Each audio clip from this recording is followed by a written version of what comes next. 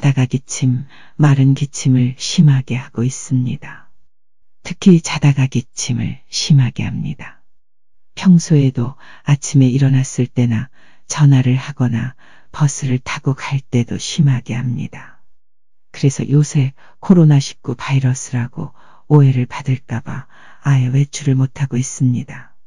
이비인후과, 내과 등에 가서 감기약이 난 식도염약을 처방받아 봤지만 잠시 호전되는가 싶더니 다시 나빠지곤 합니다.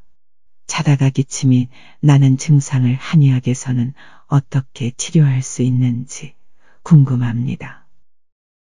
안녕하세요. 위강한의원 구리남양주점 박종원 원장입니다.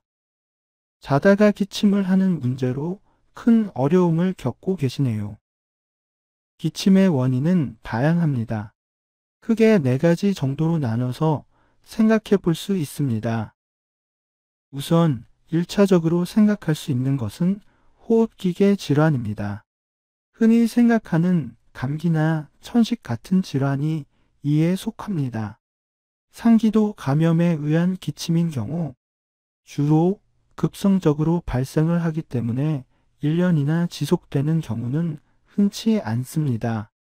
또한 천식과 기관지 확장증과 같은 만성 폐질환에 의한 경우라면 호흡곤란, 피로와 객담 등의 동반 증상이 나타나는 경우가 많습니다. 둘째, 알레르기에 의한 부분을 생각할 수 있습니다. 이 경우라면 알레르기를 유발하는 특정 상황이나 공간에서 기침이 심해지는 경향이 있습니다. 또한 재채기나 콧물 등의 증상이 동반되는 경우가 많습니다. 셋째, 후비루 증후군 같은 비강 질환이 원인일 수도 있습니다. 주로 비염과 부비동염 환자에게서 발생하며 코가 목 뒤로 넘어가는 증상을 호소합니다. 목에 이물감이 동반되는 경우가 많습니다. 마지막으로 역류성 식도염도 만성 기침의 주요한 원인입니다.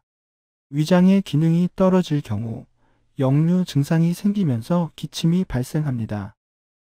대개 눕거나 일어나는 등 자세를 바꾸는 상황에서 기침이 발생합니다.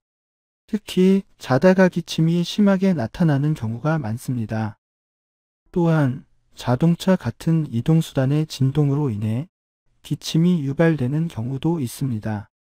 그리고 당연히 소화장애 등의 증상을 동반합니다. 지금까지 만성 기침의 대표적인 원인을 간략히 설명드렸습니다. 물론 지금 설명한 증상 구분이 절대적이라고 할 수는 없습니다.